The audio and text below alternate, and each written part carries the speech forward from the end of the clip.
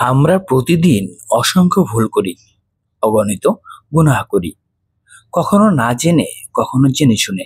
কিন্তু আল্লাহ রাব্বুল আলামিন আমাদের জন্য এমন এক মহা ওষুধ দিয়েছেন, যে একবার মুখে আনলেই আমাদের অন্তর, রিজিক, দুঃখ, কষ্ট সবকিছু বদলে যায়।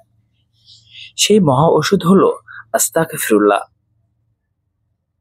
আস্তাগফিরুল্লাহ অর্থ হলো আমি আল্লাহর কাছে ক্ষমা চাই। এটি বাক্য নয়, এটি এক অনন্ত মর্মবাণী, যা সরাসরি আসমানে পৌঁছে যায়। নবী সাল্লাল্লাহু আলাইহি সাল্লাম নিজেই প্রতিদিন 70 থেকে 100 বার পর্যন্ত আস্তাগফিরুল্লাহ পড়তেন। তাহলে আমরা কেন ভুলে যাই এই বরকতময় জিকিরকে? কোরআনে আল্লাহ তাআলা একাধিক স্থানে বলেছেন, তোমরা তোমাদের রবের নিকট ক্ষমা চাও, নিশ্চয়ই তিনি অতি ক্ষমাশীল। সূরা নূহ।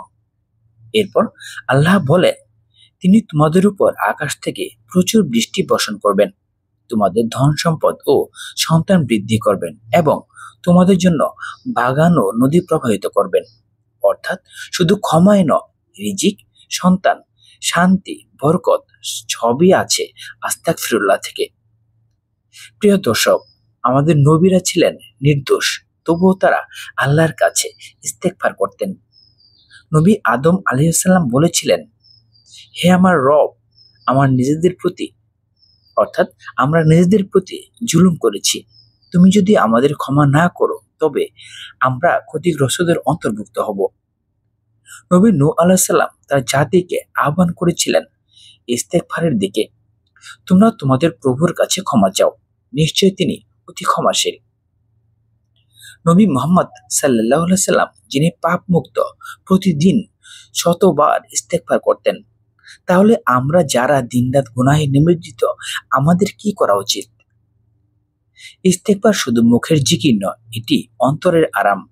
যখন আপনি বলেন আস্তাগফিরুল্লাহ, তখন আল্লাহর রহমতের দরজা খুলে যায়। আল্লাহ বলেন, যে ব্যক্তি নিয়মিত ইস্তেগফার করবে, আল্লাহ তার জন্য প্রতিটি দুঃখ থেকে মুক্তির পথ করে দেবেন, প্রতিটি সংকট থেকে পথ খুলে দেবেন এবং অপ্রত্যাশিতভাবে রিজিক দান করবেন। আবু দাউদ। ভাবুন, একবার আস্তাগফিরুল্লাহ বললে আল্লাহ আপনার দুঃখের পথ খুলে দেন।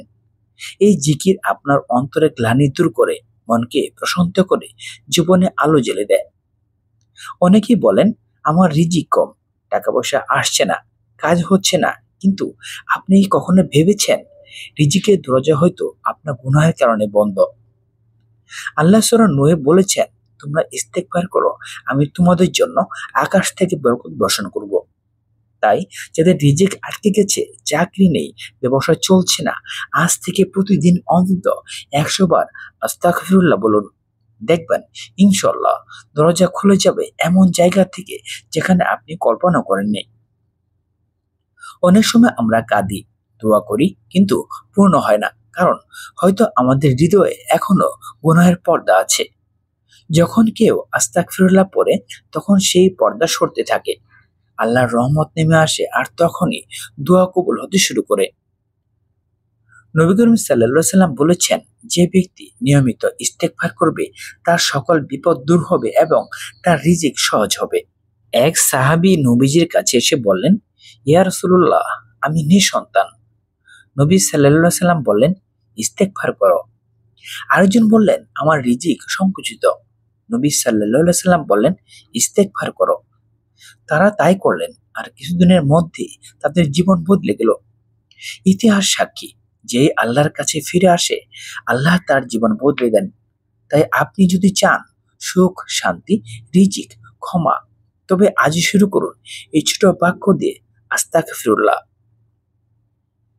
সকালে ঘুম থেকে উঠে 10 বার বলুন, রাতে ঘুমানোর আগে 100 বার বলুন, নামাজের পর 3 বার বলুন। ধীরে ধীরে আপনি অনুভব করবেন অন্তরে এক শান্তি নেমে এসেছে, চিন্তা কমবে, দুঃখ হালকা হবে, কাজের বরকত বাড়বে। প্রিয় ভাই বোনেরা, জীবন ক্ষণস্থায়ী, আমাদের প্রতিটি নিঃশ্বাসে হতে পারে তওবার শেষ সুযোগ। তাই আসুন এখন থেকে শুরু করি প্রতিদিন অন্তত 100 বার আস্তাগফিরুল্লাহ বলার সময় মনে রাখবেন, আপনি শুধু শব্দ উচ্চারণ করছেন না, বরং নিজের আত্মাকে পরিষ্কার করছেন। নিজের ভাগ্যকে নতুনভাবে লিখছেন।